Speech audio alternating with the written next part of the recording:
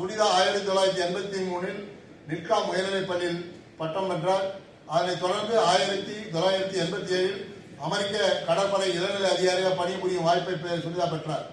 அடுத்ததாக கடற்படை விமானியாக பயிற்சி பெற்ற இவர் ஜூலை 1989 காவல்படை விமானியாக நியமிக்கப்பட்ட இவர் கப்பல் படையில் சோதனை பைலட் பள்ளியில் 1993 பட்டம் பெற்றார்.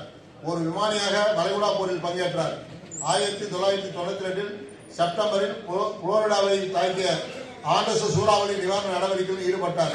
இவர் 30க்கும் மேற்பட்ட விமான வகைகள் 3000க்கும் மேற்பட்ட விமான நிலையங்களில் பறந்துள்ளார். பின்னர் சுனிதா வில்லியம்ஸ் 2017 கடற்படையிலிருந்து ஓய்வு பெற்றார். 1998ஆம் ஆண்டு ஜூன் மாதம் நாசா விண்வெளி திட்டத்திற்கு தேர்ந்தெடுக்கப்பட்டார்.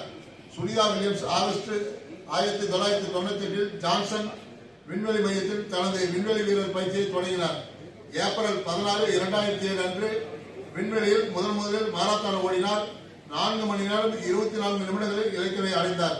சுனிதா வில்லியம்ஸ் மொத்தம் 50 மணி 40 நிமிடங்கள் 7 விண்வெளி நடைபயணங்களை மேற்கொண்டார்.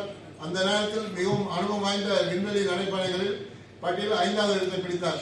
2008ஆம் ஆண்டு இந்திய அரசு அவருக்கு பத்மபூஷன் விருதை வழங்கி கௌரவித்தது.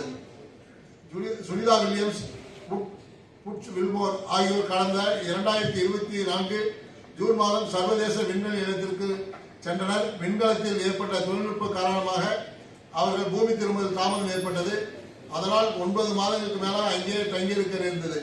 சுனிதா தனது இந்திய மற்றும் ஸ்லோவேனியா பாரம்பரியத்தை கொண்டாடுவதற்காக ஸ்லோவேனியா நாட்டின் தேசிய கொடி, பகவத்கீதை, பிள்ளையார் படம் மற்றும் சில சமோசாக்களை தன்னுடன் விண்வெளிக்கு எடுத்து சென்றிருந்தார். 2025 மார்ச் 18ஆம் தேதி சுனிதா வில்லியம்ஸ் உள்ளிட்ட 4 பேரை பூமிக்கு அழைத்து வரும் பணி தொடங்கியது.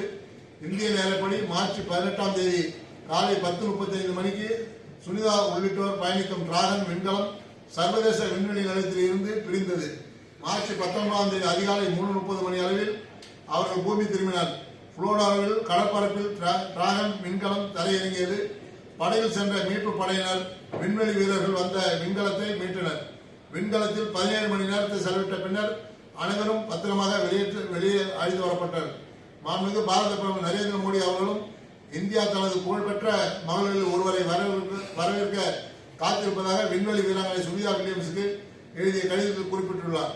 விண்வெளி பயணத்தில் வெற்றிகரமாக முடித்து திரும்பிய சுனிதா வில்லியம்ஸ் அவர்களுக்கு இந்த சட்டப்பேரவை தனது பாராட்டுகளையும் வாழ்த்துக்களையும் தெரிவித்துக் கொண்டது.